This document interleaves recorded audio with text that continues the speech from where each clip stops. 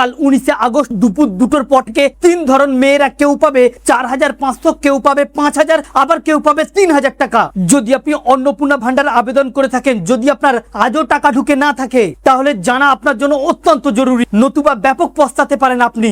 যদি আপনি আগস্ট মাসেই টাকা পেতে ইচ্ছুক হয়ে থাকেন, তাহলে ভিডিওটিকে মোটেও স্কিপ না করে শেষ পর্যন্ত দেখবেন। আলোচনা শুরু করার পূর্বে আপনাদের কাছে একটা রিকোয়েস্ট, ভিডিওটিকে অবশ্যই একটি লাইক করে জনস্বার্থে প্রচুর শেয়ার করবেন, কারণ আপনার একটা শেয়ার দ্বারা অন্যজনের জানতে অনেকটাই সুবিধা হবে। চলুন দেখে নেওয়া যাক বিস্তারিত। তো ফ্রেন্ডস, গত 17ই আগস্ট থেকে আজ পর্যন্ত কয়েক লক্ষ মহিলাদের অ্যাকাউন্টে ঢুকেছে অন্নপূর্ণা ভান্ডারের 3000 টাকা। যদিও রাজ্য সরকারের তরফ থেকে পরিষ্কার জানিয়ে দেওয়া হয়েছে আগামী 20 আগস্ট পর্যন্ত ধাপে ধাপে ঢুকবে এই অন্নপূর্ণা ভান্ডারের টাকা। এর মধ্যেই আবার জানানো হচ্ছে অন্নপূর্ণা ভান্ডারে এবারে কেউ পেতে পারে 4500 টাকা, আবার কেউ পেতে পারে 5000 টাকা, আবার কেউ পেতে পারে 3000 টাকা। প্রথমত যারা জুলাই মাসে টাকা পেয়েছিলেন বা যাদের জুলাই মাসে আন্ডার এনকোয়ারি, আন্ডার প্রসেস বা পেমেন্ট ফেল্ড বা সাবমিটেড ছিল, এই সকল ব্যক্তিদের কোন রকম আতঙ্কিত বা হতাশা হবার দরকারই নেই। ইতিমধ্যে অন্নপূর্ণা ভান্ডারে প্রায় 1,80,00,000 মানুষ আবেদন করেছে, যার মধ্যে 1,45,00,000 মহিলাকে দেওয়া হবে অন্নপূর্ণা ভান্ডারের টাকা। তবে 17 লক্ষ মহিলার নাম বাদ দিচ্ছে, যার মধ্যে বেশিরভাগ আধার কার্ডের সঙ্গে ব্যাংকের নামের গন্ডগোল ছিল।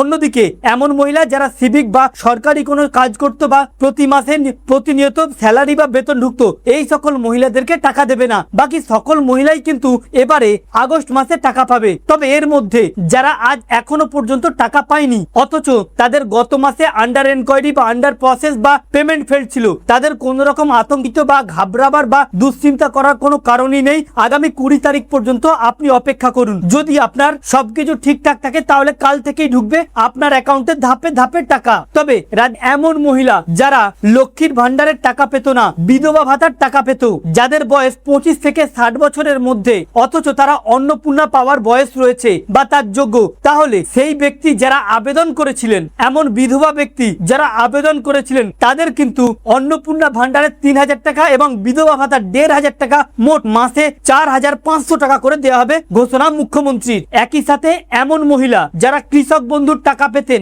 অন্নপূর্ণা ভান্ডার আবেদন করেছিলেন, তারাও কিন্তু কৃষক বন্ধু প্রকল্পের টাকা এবং অন্নপূর্ণা ভান্ডারের 2 প্রকল্পের একত্রে টাকা পাবে। এর সাথে যারা পিএম কিষাণ সম্মান নিধি থেকে 2000 টাকা করে পেতেন, তারা সেই সকল মহিলা যারা অন্নপূর্ণা ভান্ডার আবেদন করেছিলেন, তাদেরকেও পিএম কিষাণ সম্মান নিধির 2000 টাকা কিস্তির টাকা এবং অন্নপূর্ণা ভান্ডারের 3000 টাকা, মোট 5000 টাকা তারা পাবে। রাজ্য সরকার তরফ থেকে পরিষ্কার জানিয়ে দেওয়া হয়েছে এদিন, এমন প্রকল্প যে প্রকল্প টাকা অন্নপূর্ণা ভান্ডারের ঊর্ধ্বে নয় বা 3000 টাকার নিচে, এমন প্রকল্প থেকে যারা টাকা পেয়ে থাকেন, তারা কিন্তু অন্নপূর্ণা ভান্ডার প্লাস ওই প্রকল্পের টাকাও পাবেন।